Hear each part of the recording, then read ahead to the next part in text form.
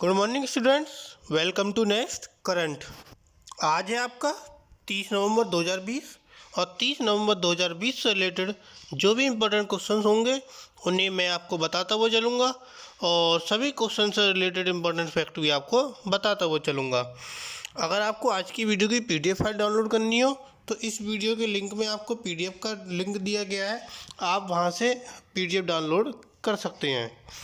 अगर आपने अभी तक हमारे चैनल सब्सक्राइब नहीं किया है, इस वीडियो के नीचे आपको सब्सक्राइब बटन मिलेगा, साथ हमारे चैनल को सब्सक्राइब कीजिए और ज़्यादा से ज़्यादा शेयर भी कीजिए और साथ ही नोटिफिकेशन बेल को भी प्रेस कीजिए ताकि आपको सभी वीडियोज़ के नोटिफिकेशन सबसे पहले मिलें। चलिए शुरू करते हैं आज का फर्स्ट क्वेश्चन। किसने API एकीकरण के लिए खुद को खोला? तो API एकीकरण के लिए खुद को खोला किसने खोला? एंजल ब्रोकिंग ने। खुदरा निवेशकों की निवेश की प्रगति को बढ़ावा देने के लिए, जो खुदरा निवेशक होते हैं उनकी निवेश की प्रगति को बढ़ावा देने के लिए एक स्मार्ट पीआई के माध्यम से एंजल ब्रोकिंग ने API एकीकरण के लिए खुद को खोला। ये जो सुविधा है आपकी स्टार्टअप और स्टॉक एडवाइजरी के साथ साथ किसी भी प्लेटफॉर्म के साथ एकीकृत के लिए स्वतंत्र है। और वर्तमान में अगर हम बात करें तो प्लेटफॉर्म कौन कौन से आपके पाइथन, नोड्स, जावा, आर, गो, ये इन सभी का क्या करता है? समर्थन करता है। क्या चीज़ का समर्थन करता है? जो स्मार्ट पीआई है ये इन सभी का क्या करता है? समर्थन करता है। तो खुदरा निवेशकों की निवेश की प्रगति को बढ़ावा देने के लिए एंजल ब्रोकिंग ने API एकीकरण के लिए खुद को खोला। नेक्स्ट क्वेश्चन आता है, किस राज्य ने GST कार्यान्वयन से उत्पन्न राजस्व की कमी को पूरा करने के लिए विकल्प 1 की स्वीकृति का संचार किया? तो किस राज्य ने किया? आपका ऑप्शन बी सही होता है, पंजाब। पंजाब राज्य ने GST कार्यान्वयन से उत्पन्न जो राजस्व की कमी है इसको पूरा करने के लिए विकल्प 1 की स्वीकृति का संचार किया है। इस विकल्प को चुनने वाले जो राज्य हैं अब उनकी संख्या कितनी हो गई है? पहले 25 थी, अब पंजाब को लगाकर 26 हो गई है। पंजाब सरकार से विकल्प 1 के चुनाव की रसीद प्राप्त होने पर, पंजाब सरकार से विकल्प 1 के चुनाव की रसीद प्राप्त होने पर जो हमारा केंद्र है, केंद्र ने राज्य को 3033 करोड़ की अतिरिक्त उधार की अनुमति दी है। अगला क्वेश्चन आता है आपका, पूर्वी रेलवे कितनी गाड़ियों को 2 दिसंबर से गैर उपनगरीय यात्री ट्रेन सेवाओं को फिर से शुरू करेगी? तो जो हमारी पूर्वी रेलवे है वो कितनी गाड़ियाँ शुरू करने वाली है? आपकी ऑप्शन सी सही होता है इसका, 54 जो आपकी 54 गाड़ी पूर्वी रेलवे शुरू करेगी, इसमें से जो 30 गाड़ियाँ हैं, 30 ट्रेनें हैं वो हावड़ा डिवीज़न में होंगी, 22 ट्रेनें आपकी आसनसोल डिवीज़न में होंगी और 2 ट्रेन आपकी मालदा डिवीज़न में होंगी। तो ये वहाँ पर चलाई जाएंगी। इसी के साथ जो आपकी हावड़ा डिवीज़न में 30 ट्रेनें बताई हैं, उन 30 ट्रेनें में से 8 ट्रेनें वर्धमान से रामपुर हाट सेक्शन के लिए चलाई जाएंगी। 8 ट्रेनें वर्धमान से रामपुर हाट के लिए चलेंगी और बाकी अदर जगह जगह के लिए चलाई जाएंगी। अगला क्वेश्चन आता है, संयुक्त आर्थिक मंच विश्व शिखर सम्मेलन के 4थे संस्करण का उद्घाटन कौन करेगा? तो जो संयुक्त आर्थिक मंच है विश्व शिखर सम्मेलन का 4थे संस्करण का उद्घाटन कौन करेगा? के पलानी स्वामी। तो इसका ऑप्शन डी सही होता है, के पलानी स्वामी। कौन है ये के पलानी स्वामी? तमिलनाडु के मुख्यमंत्री हैं जो इसका क्या करेंगे? उद्घाटन करेंगे। 3 दिवसीय कार्यक्रम होगा जिसमें 30 देशों के 80 से अधिक वक्ताओं की क्या होगी? भागीदारी होगी, व्यक्तियों की भागीदारी होगी। ऑनलाइन आयोजित होने वाला जो शिखर सम्मेलन है ये, इसका विषय क्या है इस बार का? Imagine, impact and inspire. Imagine, impact, inspire, ये इस बार का क्या है? आपका थीम है। नेक्स्ट क्वेश्चन आता है, किसको कैम्ब्रिज डिक्शनरी द्वारा 2020 वर्ड ऑफ द ईयर नाम दिया गया है? तो कैम्ब्रिज डिक्शनरी ने वर्ड ऑफ द ईयर किसको दिया है? आपका ऑप्शन ए सही होता है, क्वारंटाइन। कैम्ब्रिज डिक्शनरी का डेटा बताता है कि इस साल उनकी वेबसाइट पर सबसे ज़्यादा खोजे जाने वाला शब्द कौन था? क्वारंटाइन। इससे पहले कॉलिन्स डिक्शनरी आई थी। कॉलिन्स डिक्शनरी ने कहा था कि उनकी जो वेबसाइट है वहाँ पर खोजा जाने वाला सबसे ज़्यादा शब्द क्या है? लॉकडाउन। तो उन्होंने word of the year lockdown को किया था, किसने? कॉलिन्स डिक्शनरी ने। और कैम्ब्रिज डिक्शनरी किसको किया है? क्वारंटाइन को। अगला क्वेश्चन आता है, किस राज्य ने हावेरी रेलवे स्टेशन का नाम बदलने की अधिसूचना जारी की है? तो किस राज्य ने अधिसूचना जारी की है? आपके कर्नाटक राज्य ने। कर्नाटक राज्य हावेरी रेलवे स्टेशन का नाम बदलने वाला है। अब कर्नाटक जो सरकार है उसने स्वतंत्रता सेनानी जो महादेवा मेलारा थे इनके नाम पर हावेरी रेलवे स्टेशन का नाम बदलने की अधिसूचना जारी कर दी है। मीन्स अब हावेरी रेलवे स्टेशन का नाम क्या होगा? आपका स्वतंत्रता सेनानी जो महादेवा मेलारा इनके नाम पर ये स्टेशन का नाम होगा।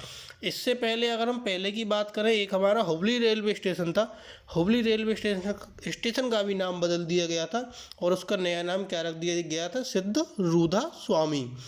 तो हुबली रेलवे स्टेशन का नाम था सिद्धरूधा स्वामी और आपका हावेरी रेलवे स्टेशन का नाम होगा महादेवा मेलारा। अगला क्वेश्चन आता है, एशिया विश्वविद्यालय रैंकिंग में कुल कितने भारतीय संस्थानों का चयन किया गया है? तो एशिया विश्वविद्यालय की रैंकिंग की अगर हम बात करें तो उसमें कुल हमारी 107 भारतीय संस्थानों का चयन किया गया है। टोटल 650 थे, 650 में से 107 का चयन किया गया है।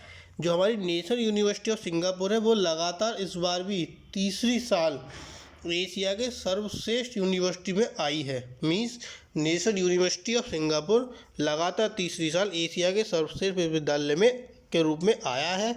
और एशिया रैंकिंग में जो शीर्ष 3 भारतीय विश्वविद्यालय हैं, मीन्स जो हमारे 107 चुने गए हैं, इन 107 में से जो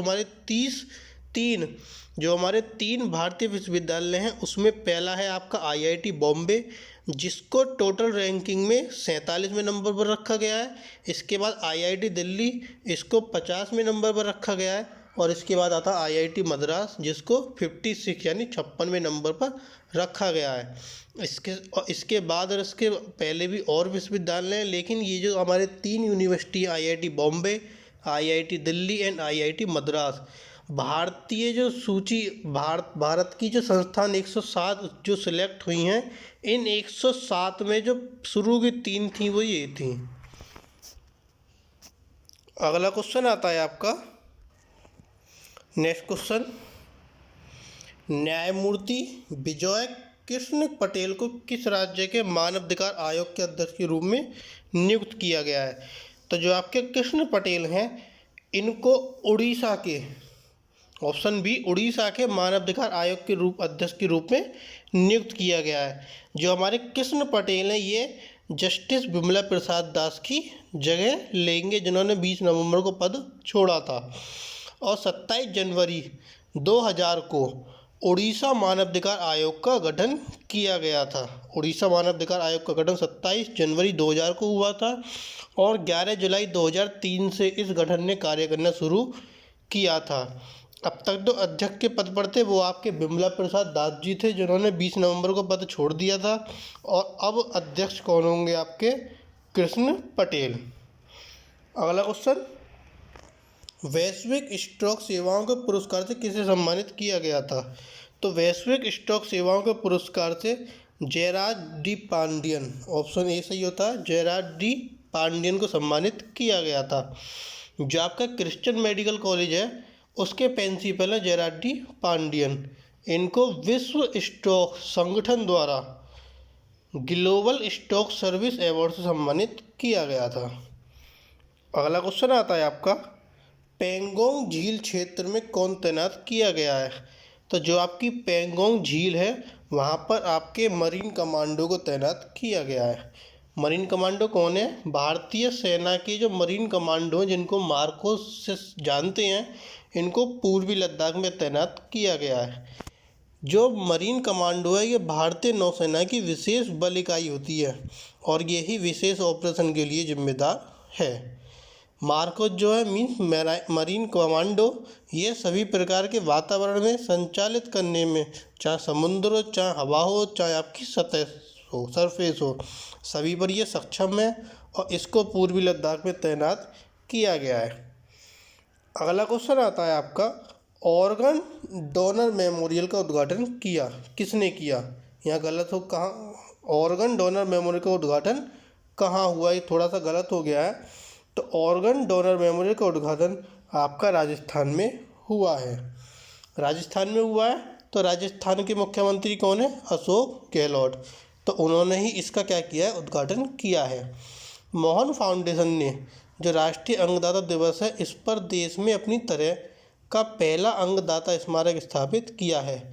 मोहन फाउंडेशन ने अंगदाता दिवस पर जो देश में अपनी तरह का पहला अंगदाता स्मारक स्थापित किया है, और 27 नवंबर को हम भारतीय अंगदान दिवस के रूप में भी मनाया जाता है।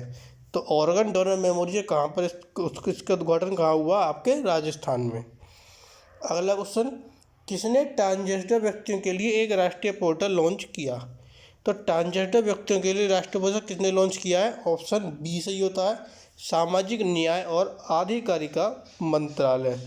जो आपका सामाजिक न्याय और अधिकारिता मंत्रालय है, इसने यह ट्रांसजेंडर व्यक्तियों के लिए एक पोर्टल लॉन्च किया है। क्यों किया है? प्रमाण पत्र और पहचान पत्र के आवेदन के लिए इस पोर्टल को लॉन्च किया गया। और यह जो पोर्टल है, आपको किसी भी सरकारी कार्यालय में नहीं जाना पड़ेगा, डिजिटल रूप से ही आपको प्रमाण पत्र और पहचान पत्र के लिए आवेदन करना होगा, और आवेदन करने में इससे क्या होगी, आपको मदद मिलेगी। बिना किसी भी सरकारी दफ्तर में जाए आपका प्रमाण पत्र और पहचान पत्र बना दिया जाएगा। ये थे आपके आज के कुछ करंट अफेयर्स के इंपॉर्टेंट क्वेश्चन। आपको हमारी वीडियो अच्छी लगे तो प्लीज़ हमारी वीडियो को लाइक कीजिए और ज़्यादा से ज़्यादा शेयर कीजिए। Thank you.